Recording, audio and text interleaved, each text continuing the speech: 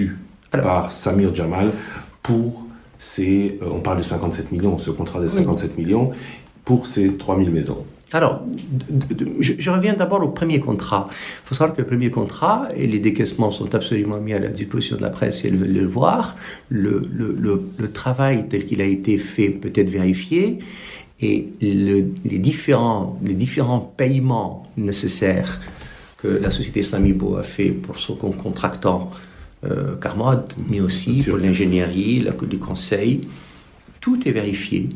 Tout est absolument clair et tout est certifié, y compris par un commissaire aux comptes. Donc il n'y a pas d'ambiguïté de ce point de vue-là.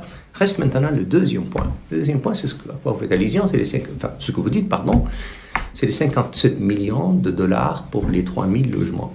Samir Jamal a perçu 3%.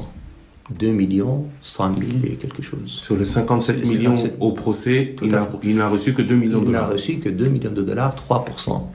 Et le niveau d'engagement pris par Samir Jamal, parce qu'il connaît les délais de fabrication des logements, il connaît la difficulté qu'il y a à les acheminer jusqu'au point d'installation, et il comprend que nous sommes dans un programme d'urgence des 100 jours. Il n'a pas attendu d'être payé parce qu'un planning de décaissement a été envisagé, a été même signé, programmé.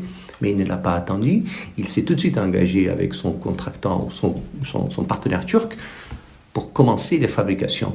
Il me semble, si je ne me trompe pas, que nous sommes aujourd'hui à 1000 logements prêts en Turquie de la part de la société Carmod pour être livrés. C'est vous dire combien il est sérieux dans son travail, et il est tellement sérieux dans son travail qu'il a commencé à réaliser le travail alors même qu'il n'a perçu que 3% de la somme globale. Dans ce dossier de 57 millions, il n'a reçu que 3% du montant global, mais pas un copec de plus. Pas un copec de plus.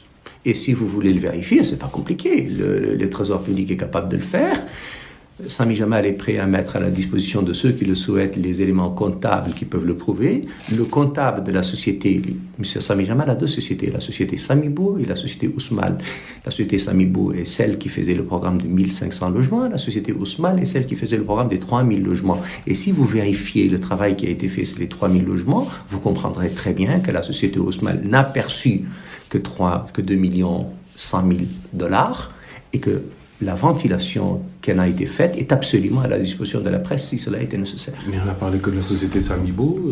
Vous nous parlez aujourd'hui d'une autre société.